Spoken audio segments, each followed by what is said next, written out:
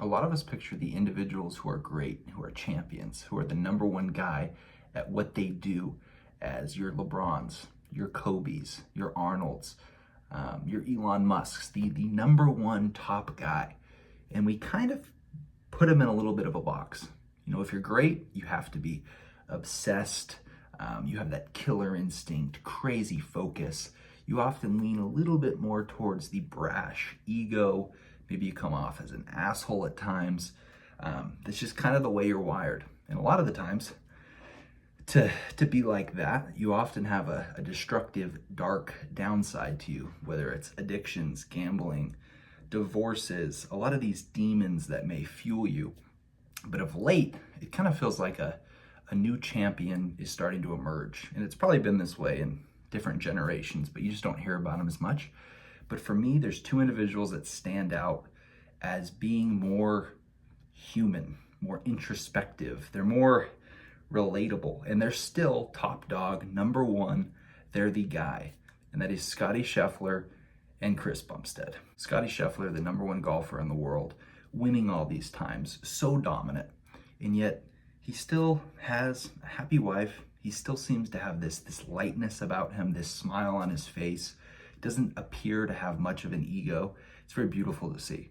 Then you got Chris Bumstead. He's got the wife, he's got the kid. I mean, there he was, prime example, before one of his Olympias, crying on the floor 6 weeks out from the Olympia. You know, that's relatable. You know, it's not relatable to like look at some of the great figures like Tiger Woods, and they almost seem robotic, untouchable, that they're not even human. You know, we can all relate to these emotions that, you know, Scottie, Chris Bumstead, that they're showing. Scottie Scheffler, for me, just won the PGA Championship, and it was powerful as he was walking up the 18th hole. He's laser focused.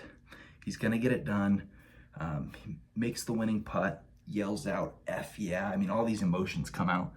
And then literally 2 minutes later, he's walking off the green, smiling, hugging his wife, holding his baby, walking into the scoring tent, like just immediately into this like human, like relatable mode. It's not as much of a trade-off as I thought before. You know, to be successful, it kind of feels like you have to have some of these downsides, some of these dark sides.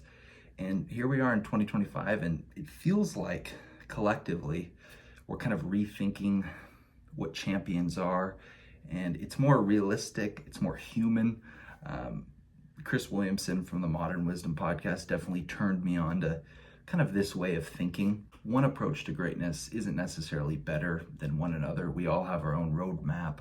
We all had different upbringings, traumas, motivations. We're all wired differently. There's all different sorts of approaches to become our best, but it is inspiring to see this approach working at the very tippy top level. Till next time, keep taking it day by day, moment by moment.